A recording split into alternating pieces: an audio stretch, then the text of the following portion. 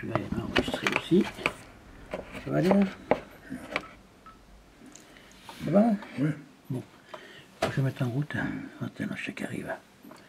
Alors. Pause. C'est le début du texte, ça. Ouais. Hein, Ouais. Vas-y. Le lieu dit Fons Vetus est mentionné pour la première fois en 1400. C'est bon, là? Oui. Ouais. Le lieu dit Fons Vetus est mentionné pour la première fois en 1400. Alors, on y va? D'accord, on y va. Allez, vas-y.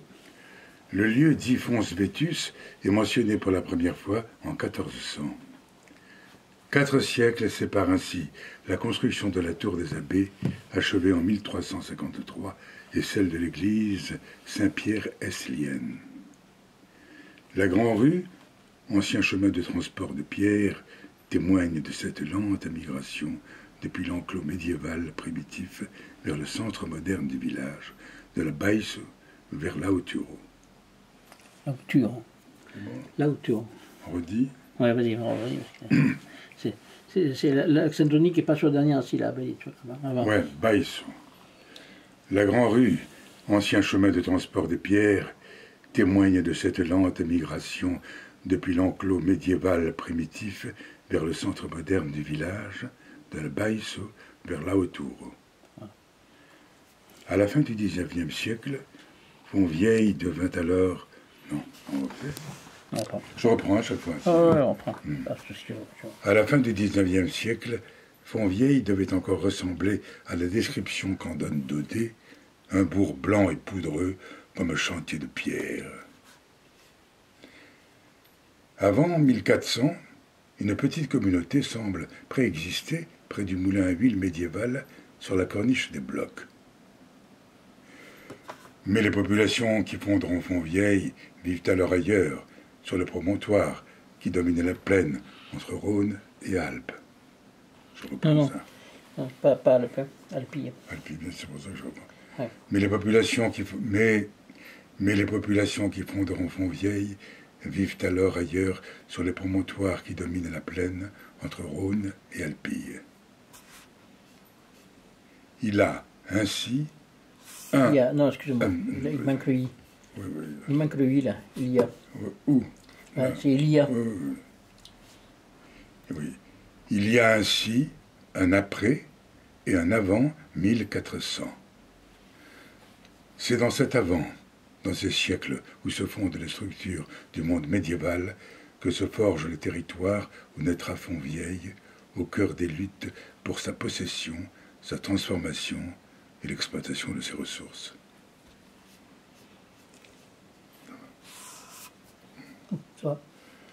Le plateau du Castellet est une passerelle naturelle entre les marais créés par les crues du Rhône et les promontoires des Alpilles qui accueillent les premières civilisations méditerranéennes.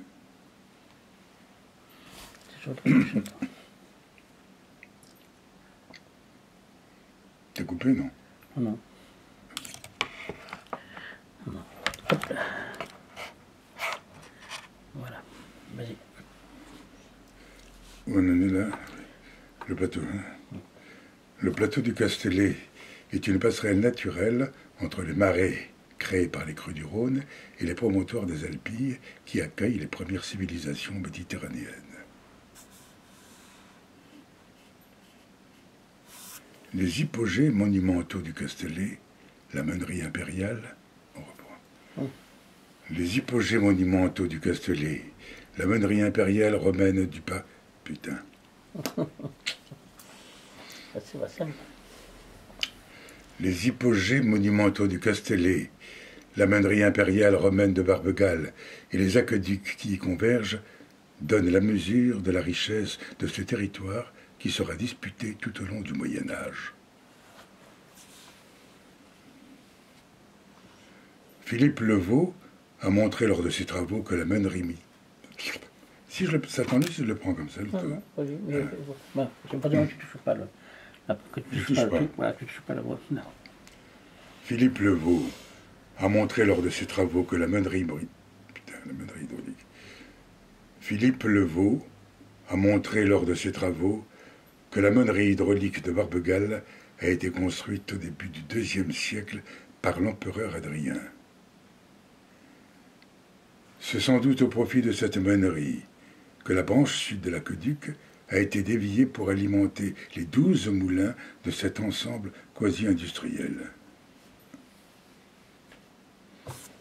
Arles, au début 5e siècle, Au début du 5e, je viens de dire. Arles, au début du 5e siècle, prétoire et primatial des Gaules. Primatial ou primatial? Primatial, c'est ça. Arles, au début du 5e siècle, prétoire et primatial des Gaules. Ça ne sera peut-être pas lu, mais je mettrai peut-être un texte. Ouais. Cependant, Arles, dans ses siècles de fer, une citadelle assiégée dominant un terroir dévasté. Écrit l'historien, je reprends la phrase. Ouais. Cependant, Arles est dans ce siècle de fer une citadelle assiégée dominant un terroir dévasté. Écrit l'historien arlésien Louis Stouff, traduisant ainsi la situation de la puissante cité romaine d'Arlat, confrontée aux invasions successives des Wisigoths, des Burgondes, des Francs et enfin des Sarrasins au 8e siècle. Je reprends, c'est Arles, dans 6 siècles de fer, c'est dit ce siècle. Ah non, c'est dans 6 siècles. Vas-y, reprends-le. Cependant, Arles, dans ce siècle de fer, une citadelle assiégée dominant un terroir dévasté, écrit l'historien arlésien Louis Stouff, traduisant ainsi la situation de la puissante cité romaine Arlat, confrontée aux invasions successives des Wisigoths, des Burgondes, des Francs et enfin des Sarrasins au 8e siècle. Les populations sans protection... Attends, je relis, les populations sans protection réoccupent alors les anciens Oppida celto-ligures. C'est bien pour l'addition, ça. Les anciens Oppida celto-ligures. C'est le nom, je sais pas. Les populations sans protection réoccupent alors les anciens Oppida celto-ligures, où elles constituent les nouveaux centres de pouvoir. Le riche terroir, passerelle entre Rhône et Alpy, où naîtra Fontvieille, se trouve ainsi placé au cœur des ambitions des pouvoirs féodaux. Le riche terroir, passerelle entre Rhône et Alpy, où naîtra Fontvieille, se trouve ainsi placé au cœur des ambitions. Non, ça ne va pas. Parce que c'est la ponctuation. Ouais. Le riche terroir, passerelle entre Rhône et Alpy. Naîtra.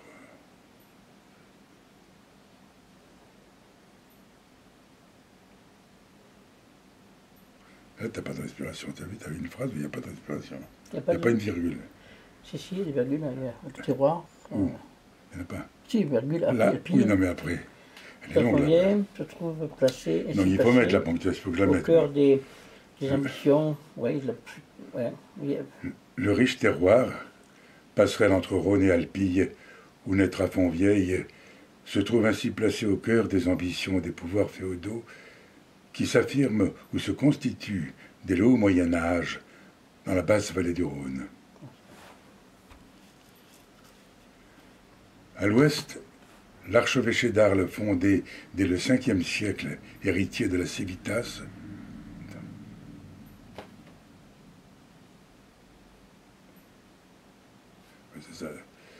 à l'ouest, l'archevêché d'Arles, fondé dès le 5e siècle, héritier de la Civitas romaine et la puissante abbaye bénédictine de Montmajour, fondée au 9e, se dispute le Castellet. À l'est, la Maison des Baux, fondée au 10e, conteste sans cesse les limites de son territoire et prétend même à la succession des comtés de Provence. Par contre, là j'ai mis 10e, tu devrais dire 10e siècle, parce que 10e, ça fait bizarre. À l'est, la Maison des Baux, fondée au Xe siècle, conteste sans cesse les limites de son territoire et prétend même à la succession des comtés de Provence. C'est du comté, mais je crois que c'est des comtés. Des comtés, hein. Du comté. Tu reprends, je crois que c'est des comtés. J'ai dit des comtés. Ouais, J'ai écrit des c'est comtés. du comté, en fait. C'est du comté, excusez-moi. C'est pas... À l'est, la maison des Baux, fondée au Xe siècle, conteste sans cesse les limites de son territoire et prétend même à la succession des comtes de Provence. C'est bon? Ouais. Au nord, le comté de Provence de la maison d'Anjou à Tarascon, dont le pouvoir s'affirme au cours du XIVe siècle sous l'impulsion de Marie de Blois. Marie de Blois. Marie de Blois. Au nord, le comté de Provence de la maison d'Anjou à Tarascon, dont le pouvoir s'affirme au cours du XIVe siècle sous l'impulsion de Marie de Blois et de Louis d'Anjou II. Louis de d'Anjou. Louis d'Anjou II. Non, Louis II, c'est Louis de d'Anjou. Au nord, le comté de Provence de la maison d'Anjou à Tarascon, dont le pouvoir s'affirme au cours du XIVe siècle sous l'impulsion de Marie de Blois et de Louis II d'Anjou.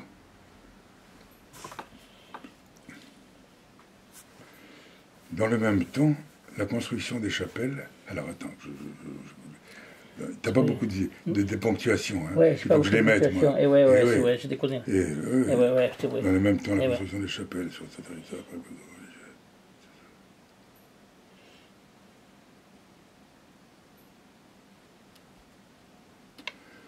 Dans le même temps, virgule, tu vois, là, il faut dans le même temps, la construction de chapelles sur ce territoire permet aux ordres religieux d'asseoir leur influence sur ces populations. Sainte-Croix de Montmajour, Saint-Victor, Saint-Jean, Saint-Payre, Montredon, Saint-Gabriel. C'est Montredon. Ah, j'ai dit Montredon. Attends, c'est Montredon. Ah, moi j'ai dit Attends, je sais pas, non, c'est Montredon, t'as raison. Je sais pas. Ouais. Non, c'est Montredon, c'est bon. Est-ce que tu as un verre d'eau?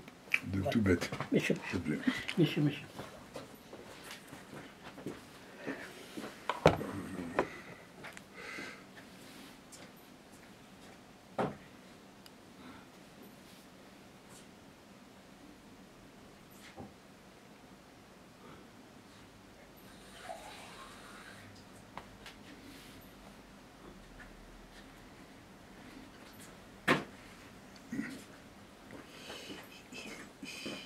Merci beaucoup.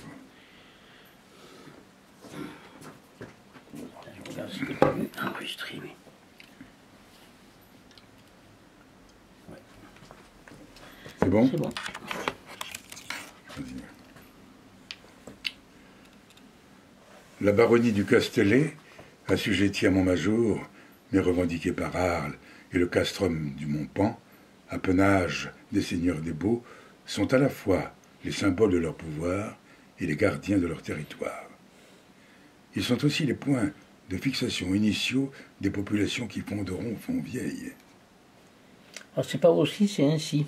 Ah, Merde. ah si tu me Ouais, excuse-moi. Reprends-le, le truc là, putain. Parce que la phrase est un peu complexe, mais... Oui. La baronnie du Castellet, assujettie à Montmajour, mais revendiquée par Arles et le castrum du Montpan, apanage des seigneurs des Baux, sont à la fois les symboles de leur pouvoir et les gardiens de leur territoire. Ils sont aussi les points de fixation initiaux des populations. C'est là que tu voulais. Ouais, ils sont ainsi les points de fixation initiaux. Enfin. Ils sont ainsi les points de fixation initiaux des populations qui fonderont Fontvieille. Il semble toutefois qu'il existe, dès le XIIIe siècle, un îlot médiéval sur l'Auture, près du moulin à huile Favier, ainsi qu'une tour de guet, où s'accotait la petite chapelle Saint-Joseph. Le théâtre de ces événements est un territoire façonné par